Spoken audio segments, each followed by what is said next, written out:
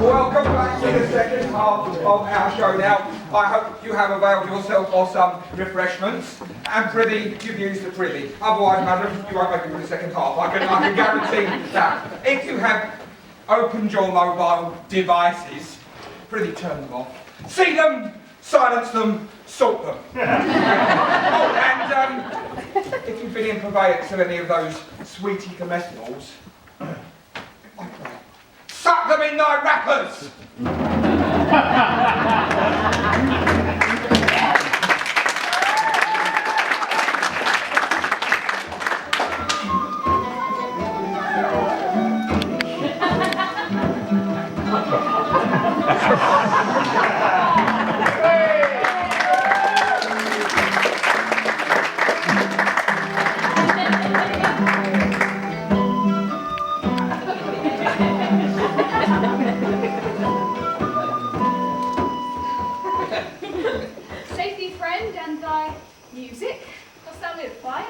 No, sir, I live by the church. Art thou a churchman? Oh, no such matter, sir. I do live by the church. For I do live at my house, and my house stands by the church. Nay, that's certain. They that dally nicely with words may quickly make them wanton. Oh, well, therefore my sister had that name, sir. Why, man? Well, her name's a word. To dally with that word might have made my sister wanton. But indeed, words are very rascal sins. Bonds disgrace. Thy reason, man? True, sir, I can yield you none without words, and words have grown so false, I am loath to prove reason brittle. I warrant thou art a merry fellow, and carest for nothing. No, indeed, sir, I do care for something. Upon my conscience, sir, I do not care for you. If that be to care for nothing, then it would make you invisible. Art not thou the Lady Olivia's fool? No, indeed, Lady Olivia will have no folly. She'll keep no false, sir. Well, till she be married. Oh, yes, I saw thee late at the council scene. Foolery, sir, doth walk about the hall like the sun. It shines everywhere. I would be sorry, sir, if the fool be more off with your master than with my mistress. I think I saw your wisdom there. Nay, thou pass upon me. I will no more with thee. This expenses for thee. Oh, now, Jove, in his next commodity of hair, send thee a beard. I'll tell thee, I'm almost sick for one, though I would not have it grow on my chin. Is thy lady with him? What pair of these of bread, sir? Yes, being kept together and put to use. Well, I would play Lord Pandarus of Phrygia, sir, to bring a cressida to this Troilus. I understand you, sir. 'Tis well baked. Oh, I hope the matter is not so great, sir. Begging but a beggar. You're a cressida as a beggar.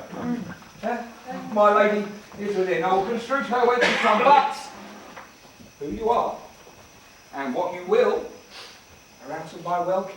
I might say element, for the words overworn.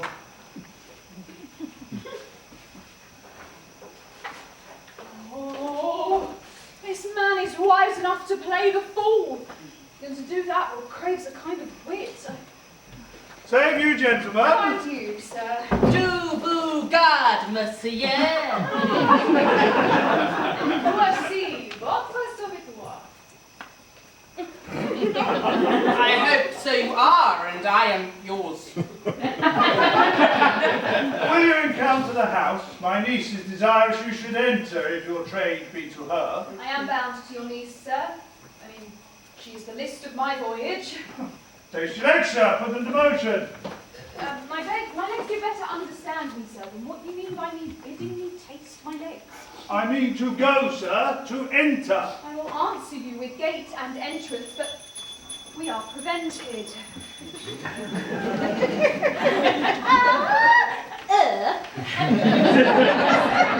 Radiant, exquisite lady, the heavens rain odours on you. Oh, that youth's a rare courtier, rain odours well, sir. My matter, madam, hath no voice, but to your most pregnant and vouchsafed ear. Odours pregnant and vouchsafed? Oh, I'll get them all three already. Let the garden door be shut and leave me to my hearing.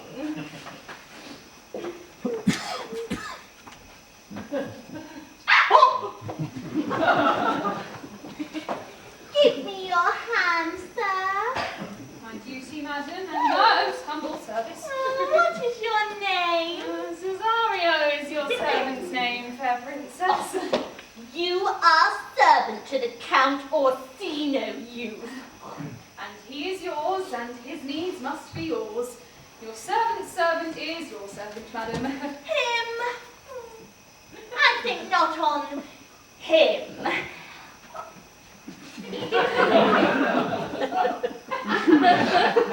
His thoughts, would they were blanks rather than filled with me? Madam, I come to wet your gentle thoughts on his behalf. Oh, by your leave, I pray you. I bade you never speak again of him.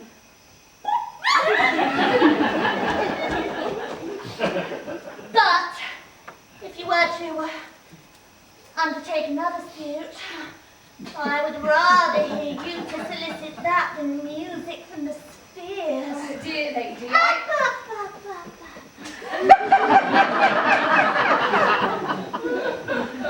Give me leave, beseech you. I did send after the last enchantment. You did hear a ring in chase of you. So did I abuse myself, my servant, and I fear me, you. Under your hard construction must I sit, to force upon you in a shameful cunning which you knew none of yours. What might you think?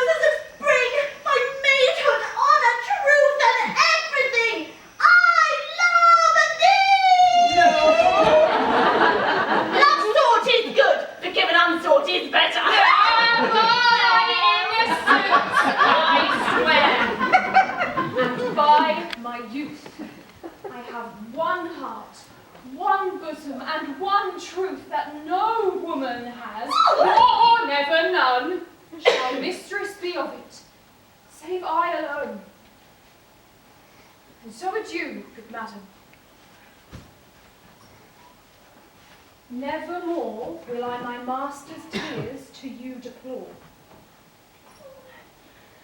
No, no.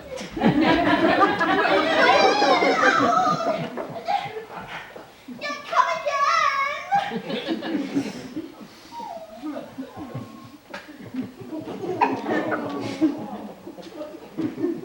But now perhaps mayst move that heart, which now abhors to like his love.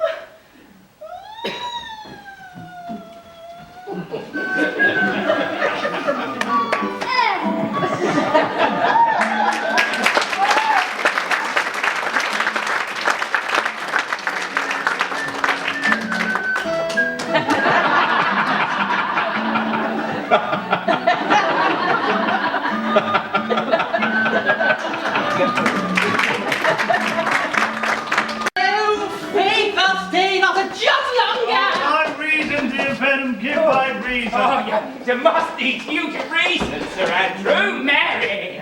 I saw your niece do more favours to the Count's serving man than ever she bestowed upon me. I saw it in the orchard. Did she see me while I was boy? Tell me that. As plain as I see you now.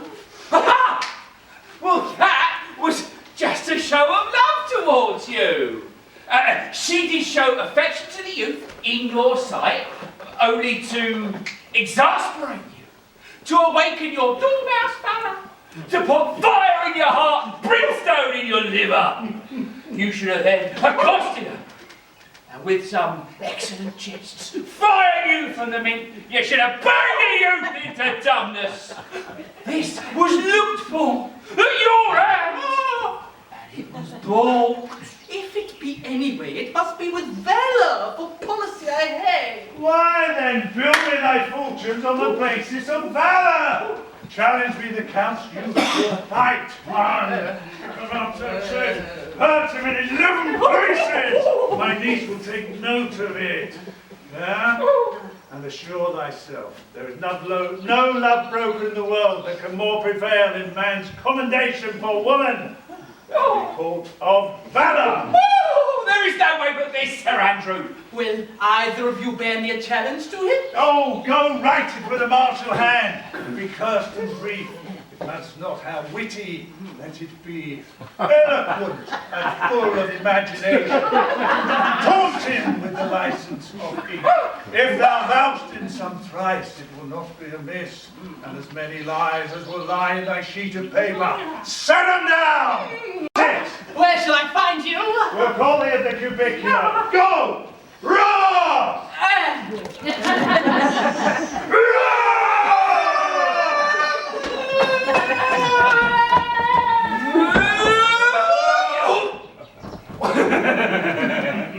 This is a very dear mannequin to you, Sir Toby. Oh, I have been dear to him, lad. Some 2,000 strong or so.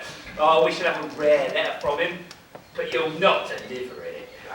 Never trust me then, but by all means stir on the youth to an answer. And the youth is opposite, bears in his visage no great presage and cruelty.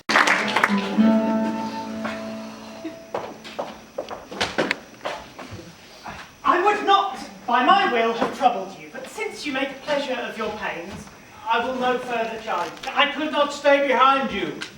My desire more sharp than filed steel did spur me forth, and not all love to see you, though so much as might have drawn one to a longer voyage, but jealousy, what might befall your travels, being skillless in these paths, which, to a stranger, unfriended and unguided, can often prove rough and inhospitable. My willing love, the rather by these arguments of fear set forth in your pursuits. My good Antonio, I can make no other answer, but thanks, thanks, and ever thanks. But were my word, as is my conscience firm, you should seek better dealing. Come, should we go see the relics of this town? Tomorrow, sir. Let's first go see your lodgings. I'm not weary, and 'tis long tonight. Come, let us satisfy our eyes with the memorials and things of fame that do renown this city. Would ye pardon me? I do not without danger walk these streets. Once in a sea fight against the Count his galleys, I did some service of such note that were I taken here, it would scarce be answered. Do not walk too open then. It does not fit me. But hold, sir, here's my purse. In the south suburbs, at the Elephant is best to lodge. Why are your purse? Haply your eye shall light upon some toy that you desire to purchase, and your store is not for idle market, sir. I'll be your purse bearer and leave you for an hour. To the Elephant. I do remember.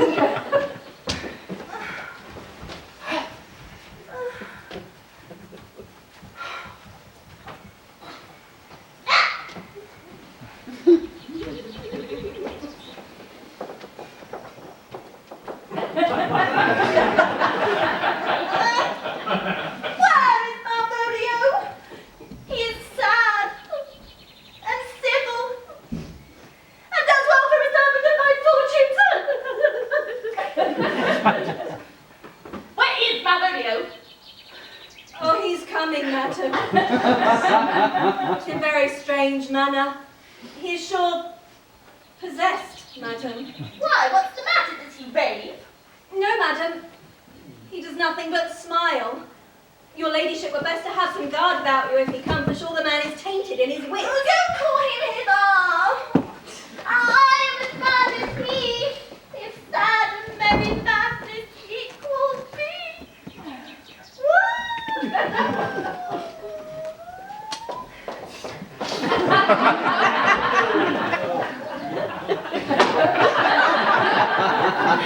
How now, Malvolio?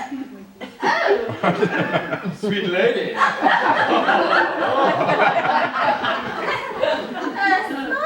thou? I sent for thee upon a sad occasion. Sad? I could be sad, lady. This does make some obstruction in the blood, this cross-gartering, but what of that? If it please the eye of one, it is to me as the very true sonnet is. Please one, and please all. Why, how now, man? What is the matter with thee? Not black in my mind, though yellow in my legs. It did come to his hands, and commands will be executed. I think we do know the sweet Roman hand. Wilt thou go to bed, Malvolio? To bed? Aye, sweetheart, and I'll come to thee.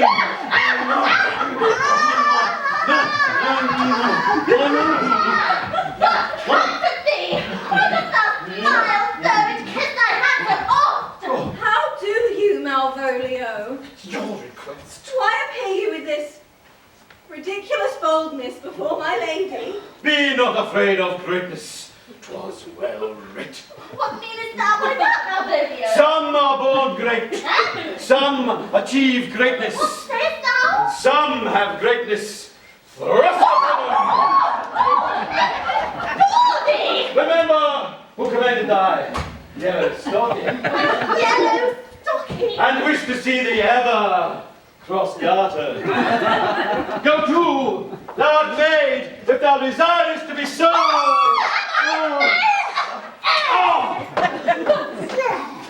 If not, let me see thee a servant still.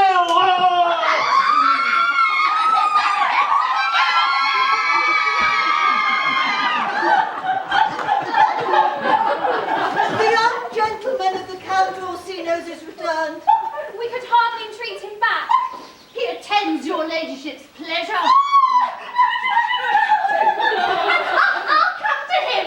Maria, let this fellow be looked to. Where's the Toby?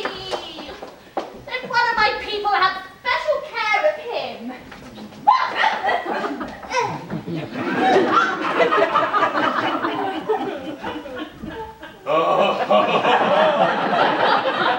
Do you come to me now? Do you come in? No worse person than Sir Toby to look to me.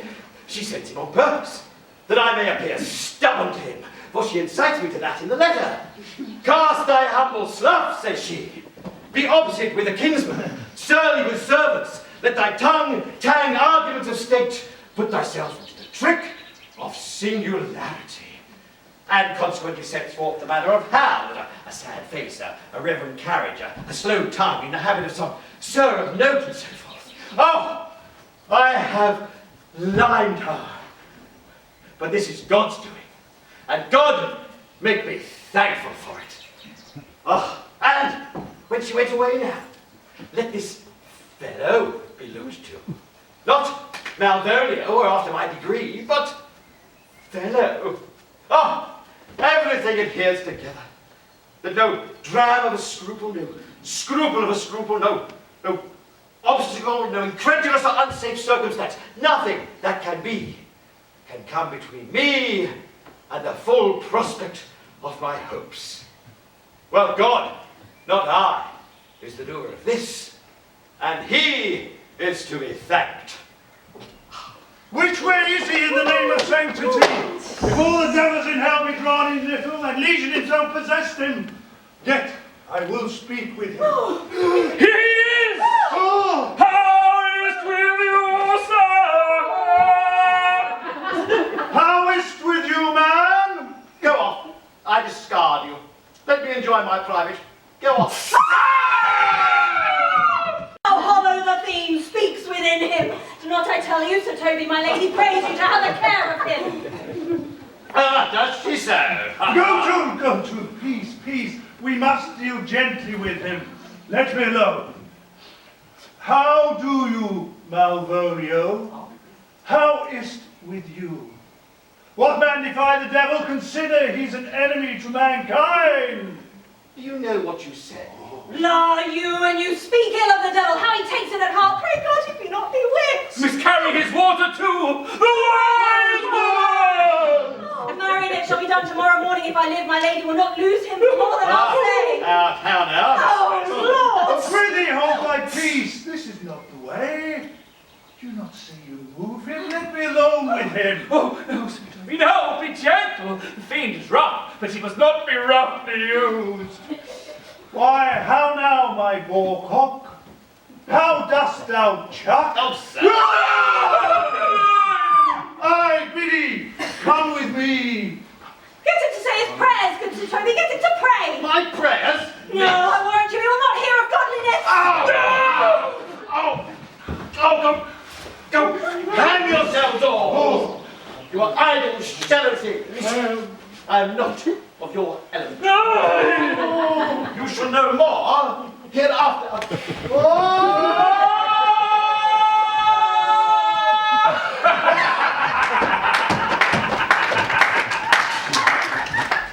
Is it possible?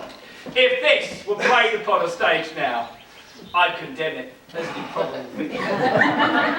His very genius has taken the infection of the device man. Nay, pursue him now, lest the device take air and tame. Why, we shall make him mad indeed. The house will be the quieter. Oh, come. we'll have him in a dark room and thou. My niece is already in the belief that he's mad. We may take it thus for our pleasure and his penance, till our very pastime, tired and out of breath, prompt us to have mercy on him, at which time we'll bring the device to the bar, and crown thee for a finder of madmen. But see! Oh, more matter for a May morning.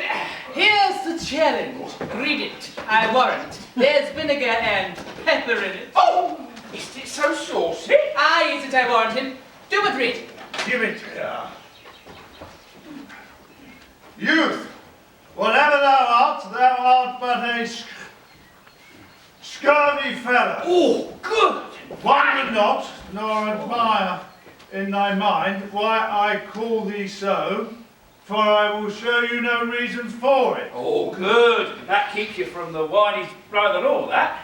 Thou comest to the lady Olivia, and in my sight she uses thee kindly.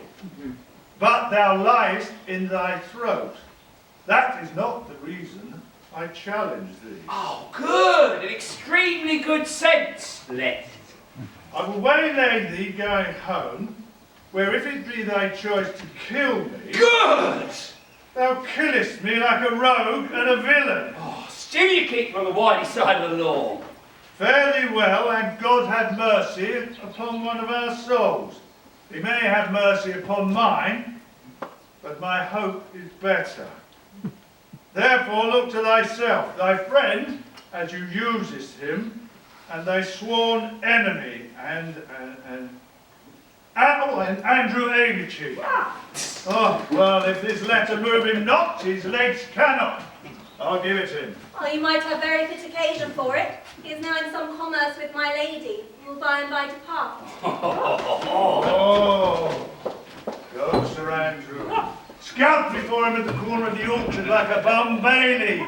As soon as thou seest him, swear horrible, for it often comes to pass that a terrible oath with a swaggering accent sharply twanged off gives man more approbation than ever proof itself would have earned him. Away! Nay, let me alone for swearing.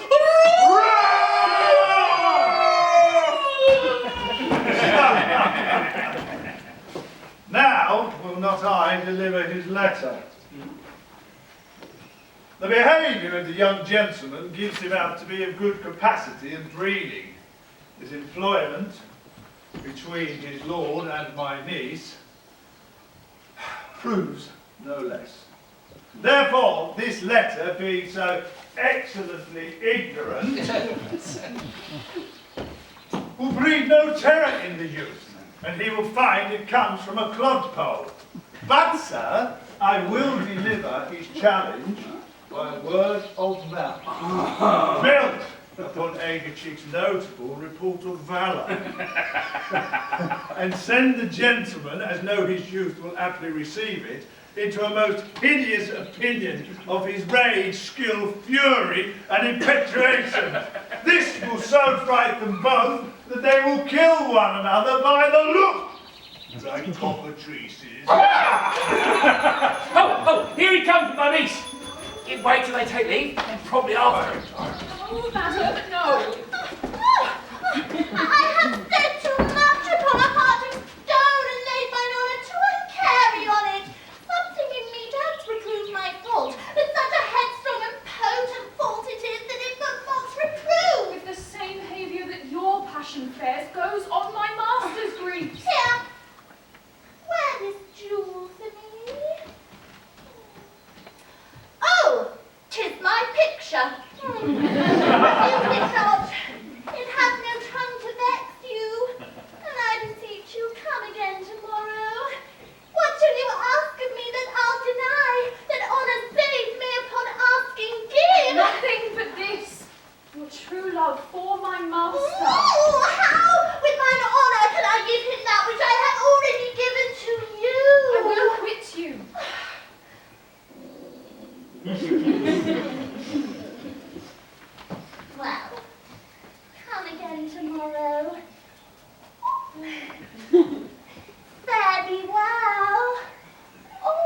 A fiend like thee may bear my soul to hell.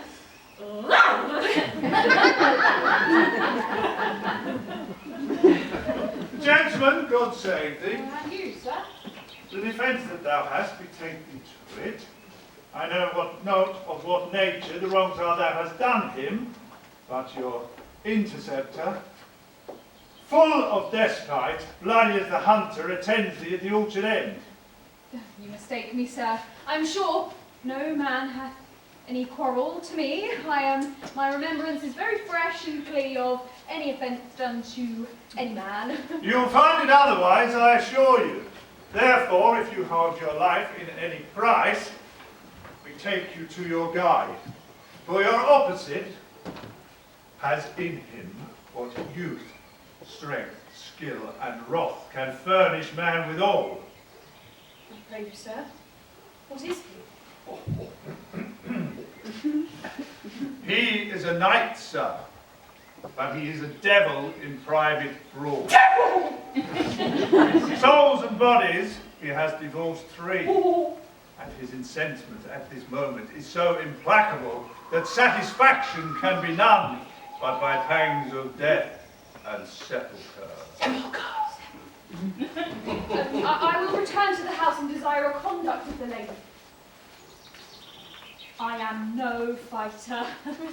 I have heard of some men that put quarrels purposely on others just to taste their valour. Be like this, that sort of a man? Sir, no. His indignation derives itself from a very competent injury. Therefore, get you on and give him his desire. Back you shall not to the house. I beseech you, do me this courteous office, as to know of the night what my offence is to him. It is something of my negligence, nothing of my purpose. I will do, sir. Signor Fabian, stay by this gentleman till my return. Sir? I pray you, sir, do you know of this matter? Oh, no, the knight is incensed against you, sir, but the circumstances, nothing more. I beseech you, what manner of man is he? Nothing of that wonderful promise. To see him by his form as you are like to find him in the proof of his valour. He is, without doubt, the most fearful, bloody, and fatal opposite you could possibly hope to have found in the whole of Illyria! Will you walk towards him, sir? I could, make your peace with him, if I can. I shall be much bound to you for it. I am one that would rather go with Sir Priest than Sir Knight. I care not who knows so much of my mettle. Why, sir, he's a very devil. I've never seen such virago. I had a pass with him and he gives me the stucking with such mortal motion, it's inevitable. And on the answer, he pays you as surely as the ground your feet step on. And they say that... Sorry, I'll not meddle with him. Nay, sir! He will not now be pacified. Fabian can scarce hold him yonder. Plague on it! And I thought he'd been so cunning and valiant in defence, I'd have seen him dare I challenge him. Let the magistrate, give him my horse, great effort. I'll do the motion. Now, stand here and make a good show on it. This shall end without the perdition of souls. Marry, I'll ride your horse as well as I ride you. I have his horse to take up the quarrel. I have persuaded him the youth is a devil. He is as horribly conceited and pants and looks pale as though there were a bear at his heels. There is no remedy, sir. He will fight with you for oath's sake. Marry, he hath better bethought him of his quarrel, and he now finds that scarce to be worth talking of. Therefore, fight you for the vow. Thou attest that he will not hurt you. Pray God defend me. A little thing would make me tell them how much I lack of a man. Oh, give ground if you see him furious. Come, Sir Andrew. The gentleman will, for his honour's sake, have one bout with you. He cannot by the Jew alone. No, avoid it. But he has promised me as he is a gentleman and a soldier, that he will not hurt you. Come on, to it. Pray God he keep his air and to assure you 'tis against my will.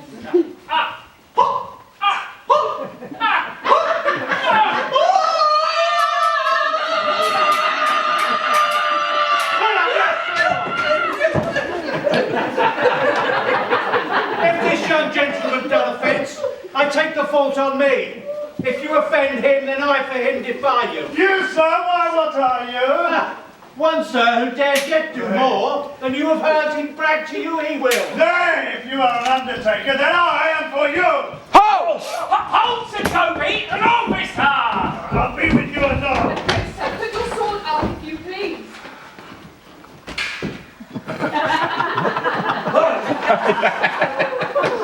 Antonio, I arrest thee at the suit of Count Orsino.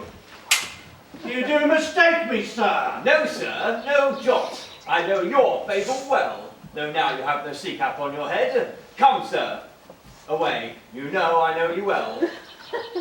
I must obey. This comes with seeking you. There is no remedy, I'll answer it.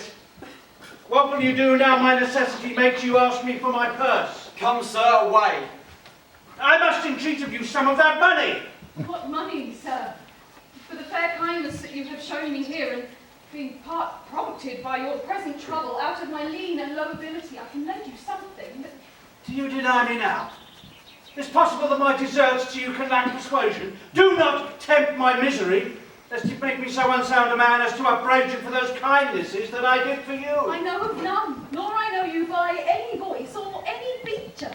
Oh, heavens themselves. Come, sir, I pray you go. Let me speak a little. This youth that you see here, I snatched one half out of the jaws of death. And what's that to us? The time goes by away. But oh, how vile and idle proves this God.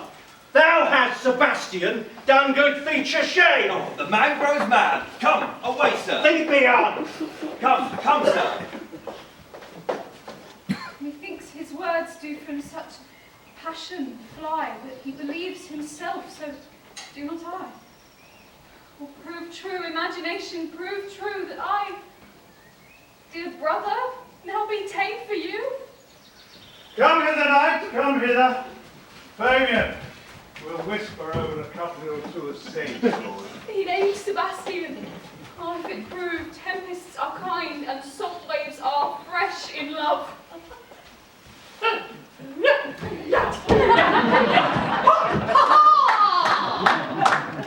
A very dishonest and paltry boy.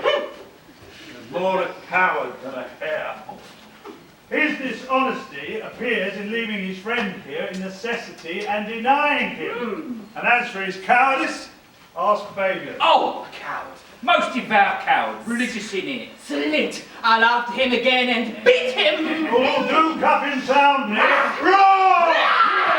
And I do not! Come on. Let's see the event. I dare lay any money. Will be nothing yet.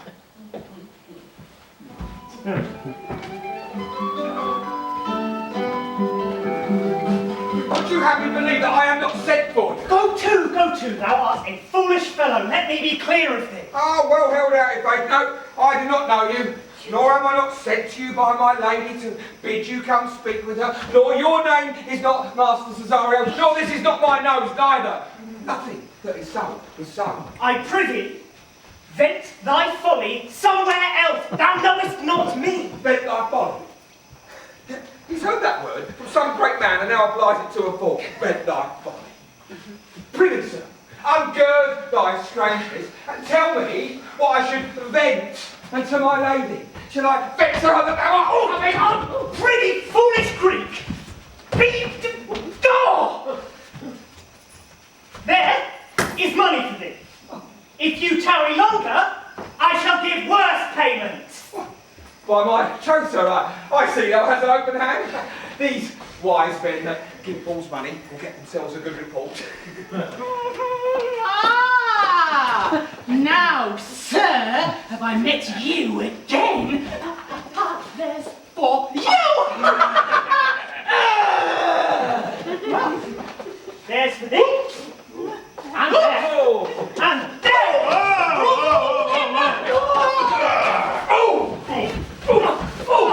Hold, sir, or I'll throw your dagger out of the house! Let's go on, lady, straight. You know, I want to give some of your coats for tuppence. Come on, sir, home! Nay! Let him alone! I'll go another way to work with him. I'll have an action of battery against him. If there be any law in Illyria, then I struck it first, get its name back up and down. Let go thy hand. Come, sir, I will not let you go! I will. Come on, young soldier, put up your hands! Come on! Free of me. What wouldst thou do now? If thou darest tempt me further. What? Nay, I must have an ounce or two of this malapert blood from you. Yes! Tabby, hold! On thy life, I charge thee, hold! Will it be ever thus? Ungracious wretch, fit for the mountains and the barbarous caves where manners ne'er were preached! Out of my sight! Oh! Do not offend me, dear Cesario!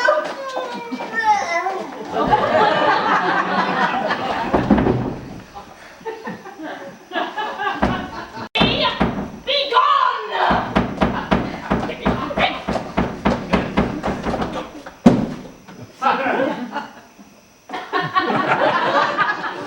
Thank you very much.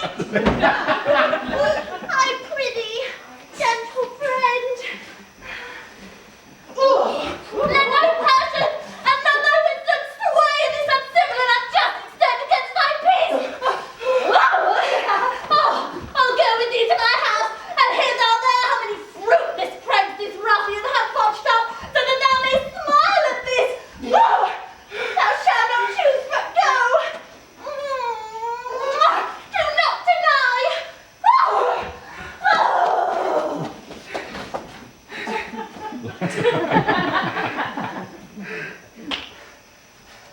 What relish is it this? How runs the stream? Am I mad, or else this is a dream? Fancy still my sense in lether steep, it be thus to dream. Still let me sleep. Nay, come, I prithee. Wilt thou be ruled by me?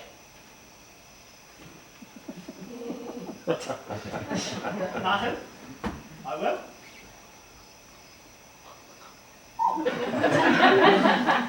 Oh, say so, and so be it.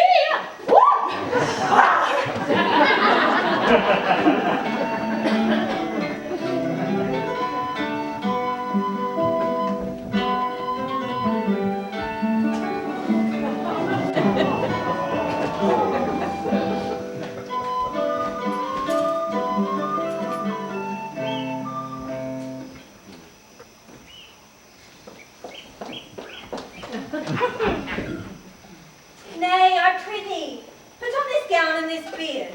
Make her believe thou art Sir Topaz the curate. Do it quickly, I'll call Sir Toby the whilst. Well, I'll put it on, and I will dissemble myself in it. Would I were the first to dissemble themselves in such a gown. Well, the competitors enter. Jove, God bless you, Master Parson. Wondrous time, Sir Toby. And as the old hermit of Prague, who never saw pen and ink, very witty said to the niece of King Gorbadoc, that it is. For I, being Master Parson, am Master Parson. For what is that? But that is, but is. Oh, to him, Sir Topaz. What have I said? Peace in this prison. Who calls there? Sir Topaz, the curate, who comes to visit Malvolio, the lunatic. Topaz? Sir Topaz, good Sir Topaz, go to my lady. Out! Thy hyperbolic fiend! How vexest thou this man? Talkest thou nothing but of ladies? Well said, Sir Topaz. Sir Topaz, never was man thus wronged. Sir Topaz, do not think I am mad. They have laid me here in hideous darkness. Fie! Thou dishonest Satan! Sayest thou this house is dark? As hell, Sir Topaz. Why, it has bay windows as transparent as barricades, and the clerestories towards the south-north as lustrous as ebony, and yet complainest thou of obstruction? I say to you, I am not mad. I say this house is dark. Madman, thou errest. I say there is no darkness but ignorance, in which thou art more lost than the Egyptians in their fog. I say this house is as dark as ignorance, though ignorance were as dark as hell, and I say never was man thus abused. I am as well in my wits as you are. Make a trial of it, any constant question. What is the opinion of Pythagoras concerning wildfowl? That the soul of our granddad might haply inhabit a bird. And what thinkest thou of his opinion? I think nobly of the soul, and nowhere prove his opinion. Not fairly well. Remain thou in darkness. Thou hold the opinion of Pythagoras, ere I will allow of thy wits, and fear to kill a woodcock, lest it disposes the soul of thy granddad. Very well. Sir Topaz! Sir Topaz! My most exquisite Sir Topaz. I am for all waters. Oh, thou mightst have done this without thy beard and gown, he sees thee not. To him in thine own voice, bring me word how thou findest him. I wish we were well rid of this knavery. If he could be conveniently delivered, I would that he were.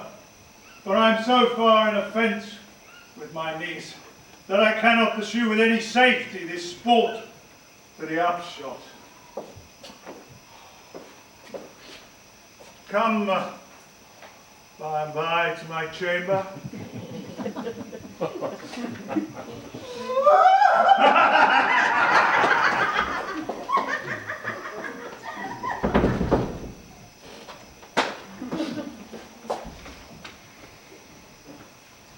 Hey, Robin, jolly Robin, tell me how thy lady does. Hey, Robin, jolly Robin, tell me how thy lady does. Fool! My lady is unkind. Fool! That's why is she so. Fool, I say! For she loves and who calls her? Fool, if ever thou wilt observe well at my hand, help me to a candle, some pen, ink, and paper. As I am a gentleman, I will live to be thankful to thee for it. Master Malvolio? Aye, good fool. Alas, sir, how fell thee beside thy fine wits? Oh, good fool. Never was man thus used. I tell you, I'm as well in my wits, fool, as thou art. But as well, sir, then thou art mad indeed, if you be no better in your wits than a fool. They have here profited me, keep me in darkness, send ministers to me, asses, and do all they can to face me out of my wits. Advise what you say, sir. The minister is here. Now, William, thy wits for heaven restore. Endeavour thyself to sleep and leave thy maiden bibble babble. Sir Topaz? Maintain no words with him, good fellow. Who, sir? I, sir? Oh, not I, sir. Oh, goodbye, you good Sir Topaz. Marry, amen. I will, sir. I will. Fool! Fool! Fool, I say! Advise what you say, sir. I am scolded for speaking to you. Good fool. Some light, ink, and paper. I tell you, I am as well in my wits as any man in Illyria. Oh, what a day that you were, sir. By this hand I am! Good fool. Some paper, ink, and pen, and convey what I was to set down to my lady. It will advance thee more than ever the bearing of letter did. I will help you to it. But tell me true. Are you mad indeed, or do you but counter? Believe me, I am not. I tell thee true. I'll never leave a man until I see his brains. I will fetch you light and paper and ink. Oh, fool, I'll requite it in the highest degree. I prithee, be gone. I am gone, sir, and anon, sir, to be with you again.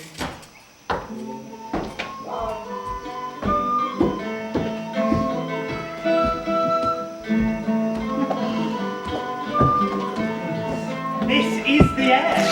That is the sun. This, the pearl she gave me, I do feel it and see it. 'Tis wonder that enwraps me thus. 'Tis not madness. Where's Antonio then? I could not find him at the elephant, yet there he was, for there I found his credit.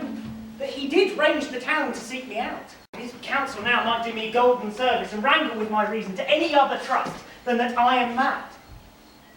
Where's the lady's man?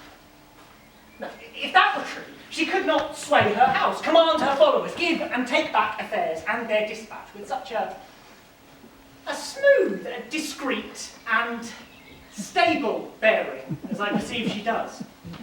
There's something in it that's deceivable. But here the lady comes. Blame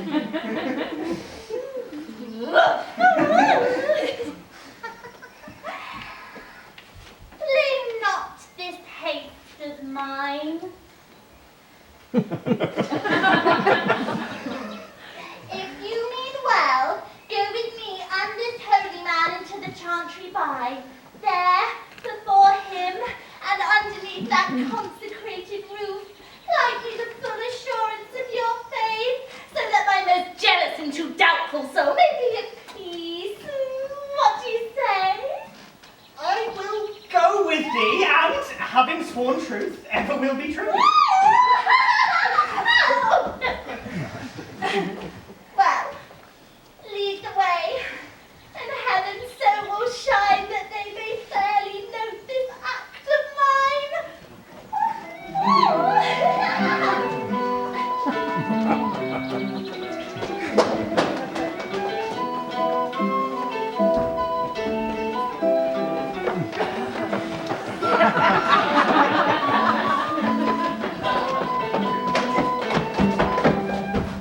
Get off!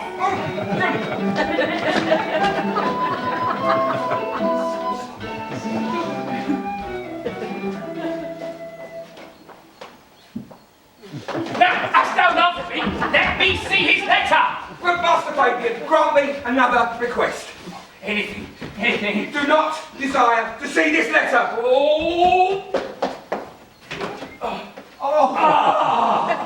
Belong you to the Lady Olivia, friends? Aye, sir, we are some of her trappings.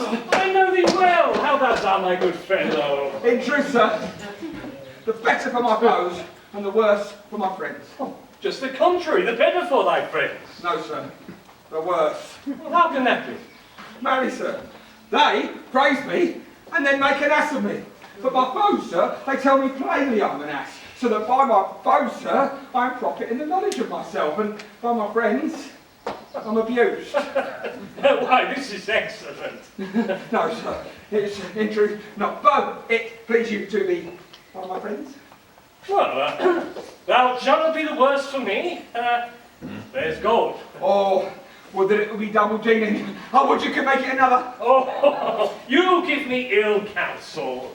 Put your grace in your pocket for this one, sir, and let your flesh and blood obey it. Well, I'd be so much a sinner to be a double dealer. Well, there's another. Primo, secondo, tertium is a good play, and the old saying is the third pays for all. 1, 2, 3. You can fool no more money out of me at this throw. If you'll let your lady know I'm here to speak with her and bring her along with you, it may awaken my bounty further. Oh, marry, sir, a lullaby to your bounty till I come again. I go, sir, but I would not have you to think that my desire of having is but the sin of covetousness. But as you say, sir, let your bounty take a nap, I'll wake it anon. Hey! Ah! Who was the man, sir, that did rescue me? That face of his I do remember well. Yet when I saw it last, it was besmeared as black as Vulcan in the smoke of war. What's the matter? My lord, this is that Antonio who took the Phoenix and her fraud from Camden, here in the streets desperate of shame and state. In private rabble did did we apprehend him. He did me kindness, sir. Drew on my side, but upon conclusion he put some strange speech upon me. I know not was, but 'twas distraction. Notable pirate, thou saltwater thief! What foolish boldness has brought thee to their mercies, whom thou in terms so bloody and so dear hast made thine enemies? Orsino, noble sir, be pleased that I do shake off these names you give me. Antonio never yet was thief nor pirate, though I do confess on base and ground enough Orsino's enemy. A witchcraft drew me hither. this most ungrateful boy there by your side, from the rude sea's enraged and foamy mouth, did I redeem. A wreck past hope he was. His life I gave him, and did add thereto my love, without retention or restraint, all his in dedication. For his sake did I expose myself, pure for his love, to the dangers of this adverse town, sought to defend him when he was beset, where, being apprehended, his foolish cunning denied me mine own purse, which I recommended to his use not half an hour before. How can this be? When came he to this town?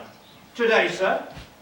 And for 3 months before, no interim, not a minute's vacancy, by day and night did we keep company. Oh, here comes the Countess. Now heaven walks on earth. But for thee, fellow, thy words are madness. 3 months of this youth tended upon me, for more of that anon. Would my lord, but that he may not have. Cesario, you do not keep promise with me. Gracious Olivia. What say you, Cesario? My lord. My lord would speak. My duty hushes me. If it be aught to the old tune, my lord, it is as fat and fulsome to mine ear as howling after music. Still so cruel. Still so constant, lord. What a perverseness, you uncivil lady. What shall I do? Even what you please, my lord, that shall become him. Why should I not? Had I the heart to do it. But hear me this, like the Egyptian thief at point of death, kill what I love.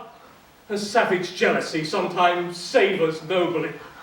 Since you, to no regardance, cast my faith, and that I partly know the instrument that screws me from my true place in your favour, live you, the marble-breasted tyrant still. But this, your minion, whom I know you love, and whom by heaven I swear I tender dearly, him will I tear out of that cruel eye, where he sits crowned in his master's spite. Come, boy, with me. My thoughts are bright with mischief. I'll sacrifice the lamb that I do love, to spite a raven's heart with a dove. And I, most jocund, apt, and willing, to do you rest, 1,000 deaths would die.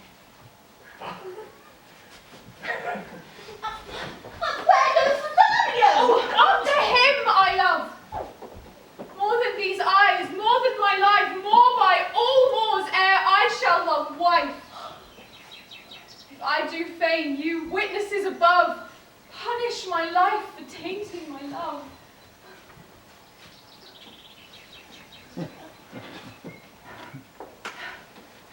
Whither, my lord? Cesario! Husband! Stay!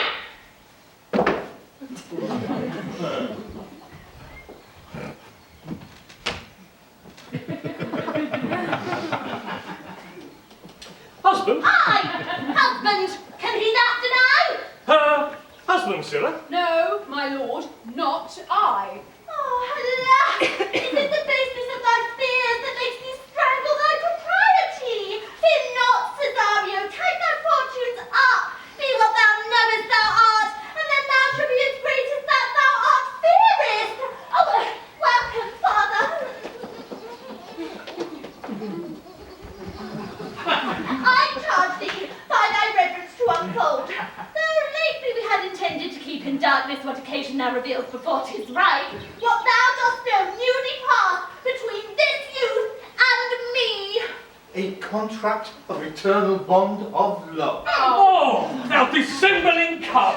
Farewell and take her, but direct thy feet where thou and I will henceforth never meet. My lord, I do protest. Oh, do not swear. Have little faith, though thou hast too much fear. For the love of God, a surgeon sent one presently to Sir Toby. What's the matter? He's broke my head across and has given Sir Toby a bloody coxcomb too. For the love of God, your help. I had rather than 40 pounds iron hair. Who has done this, Sir Andrew? The Count's gentleman, one Cesario. We took him for a coward, but he's the very devil incarnate. My gentleman, Cesario. Oh, lifelings, here he is! Oh, no. You broke my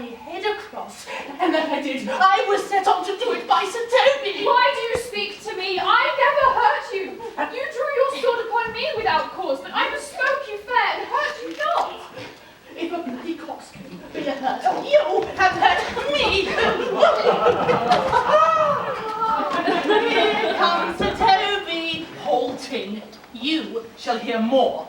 But if he had not been in drink, he would have tickled you up against than he did. How now, gentlemen, how is with you? That's all one. He's hurt me, that's an end on it. Sot? Did see Dick Sargent, Sot? Oh, he's drunk, Sir Toby, an hour ago. Then he's a rogue and a passy measures parried. I hate a drunken rogue. Away with him! Who has made this havoc with them? I'll help you, Sir Toby, because we'll be dressed together. Help? An assay? And a cockroach? And a knave? A thin-faced knave? A gull?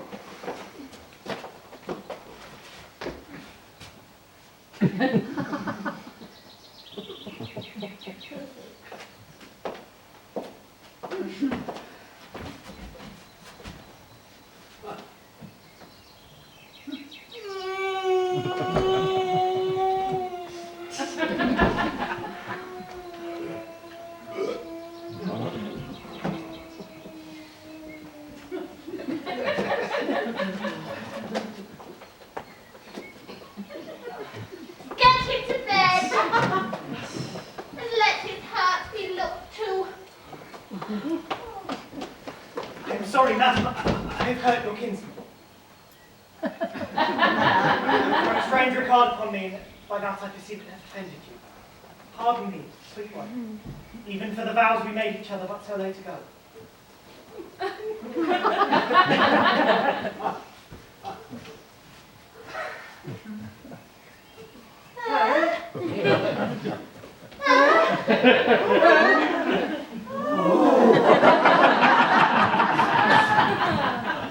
One face, one voice, one habit, and two persons. A natural perspective that is and is not. Antonio, my good Antonio! How the hours have racked and tortured since I have lost thee. Sebastian, are you? Fearest thou that, Antonio? How have you made division of yourself? An apple cleft in two could not be more twin than these two creatures. Which is Sebastian? Oh, most wonderful.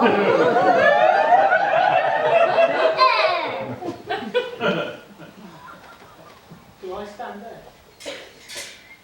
I never had a brother. I had a sister, whom the blind waves and surges have devoured. Charity, what kin are you to me? What countryman, what name, what parent? Oh, Messerly. Sebastian was my father. Such a Sebastian was my brother too. So went he suited to his watery tomb. If spirits can assume both form and suit, you come to fright us. The spirit I am indeed. Were you a woman, as the rest goes in, then I should let my tears fall upon your cheek and say thrice welcome, drowned Viola. My father had a mole upon his brow, So did I. and died that day when Viola from her birth had numbered 13 years. That record is lively in my soul. He finished indeed his mortal act that day that made my sister 13 years. If nothing lets to make us happy both, but this my masculine usurped attire, do not embrace me until each circumstance of place, time, fortune do cohere and jump that I am Viola.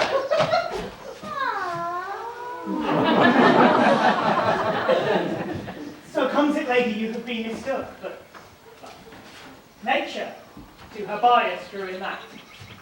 You would have been contracted to a maid, nor are you therein by my life deceived. You are betrothed to both a maid and a man.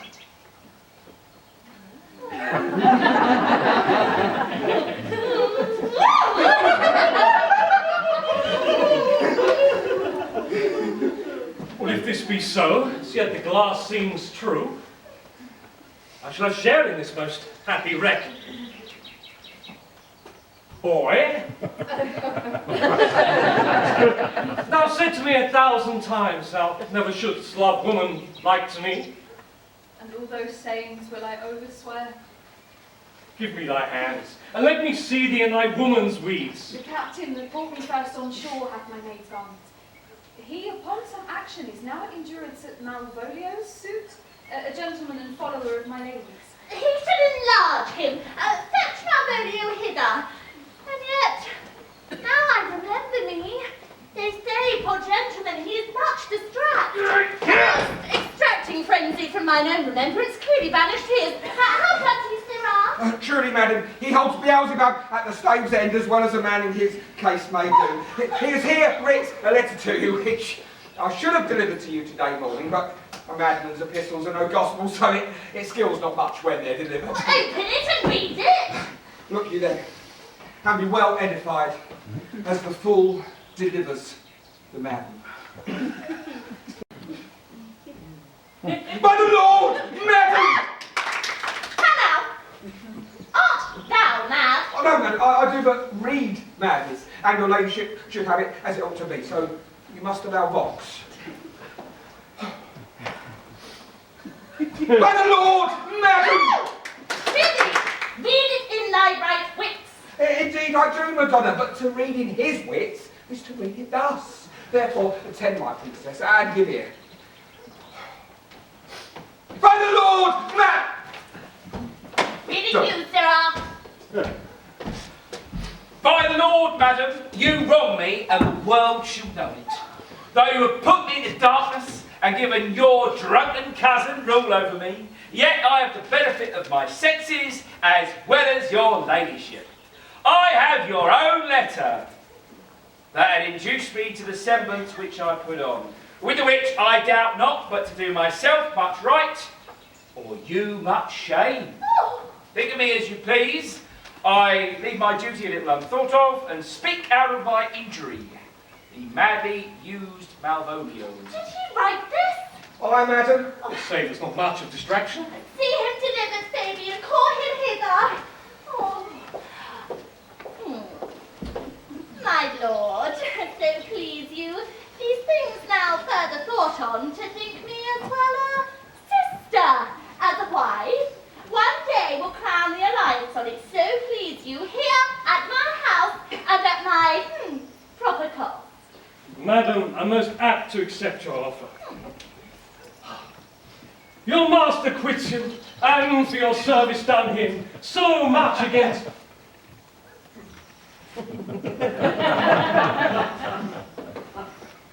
Your master quits you, and for your service done him so much against the metal of your sex, so far beneath your soft and tender breeding, and since you call me master for so long, here's my hand.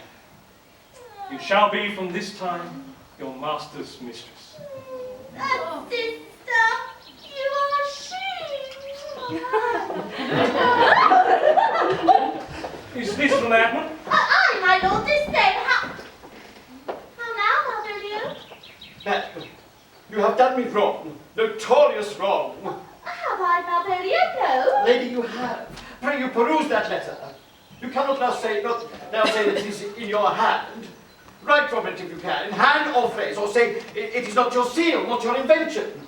Well, granted then, and tell me, in the modesty of honour, why you have given me such clear lights of favour, made me come smiling and cross-gartered to you, to put on yellow stockings and to frown upon Sir Toby and the lighter people, and, acting all this in an obedient hope, why you have suffered me to be imprisoned, kept in darkness, visited by ministers, and made the most notorious geck and gull that man invention played upon. Tell me why.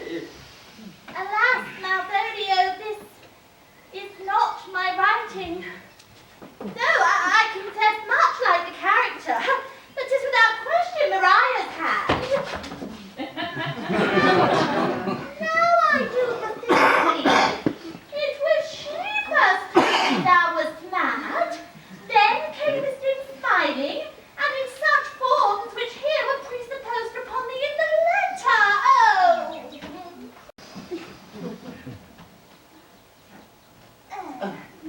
Content. Well, why? Some are born great, some achieve greatness, and some have greatness thrown upon them. Yeah, I was one in this interlude, sir, one set has, but it's all one. By the Lord Fool, I am not mad, you remember? And never, why laugh, you were such a barren rascal, and smile not, he is gagged. And thus, the whirligig of time brings in his revenges. I'll be revenged. On the hook, pack off your... Ow! Oh, he has been most notoriously abused. Pursue him and entreat him to a peace. Meantime, sweet sister, you shall not part from hence. Cesario, come, for so you shall be while you are a man. But when in other habits you are seen, Orsino's mistress, and his fancy's queen.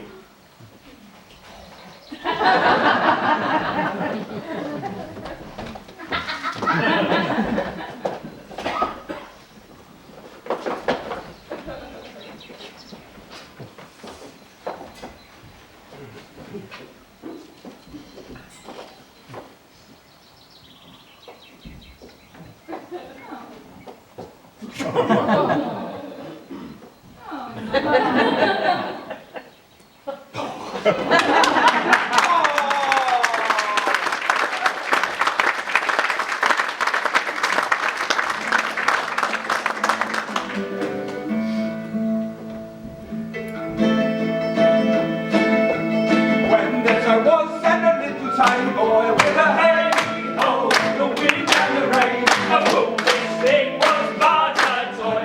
The rain, it rained every day. With a hey, oh, the wind and the rain, oh, the rain, it rained every day.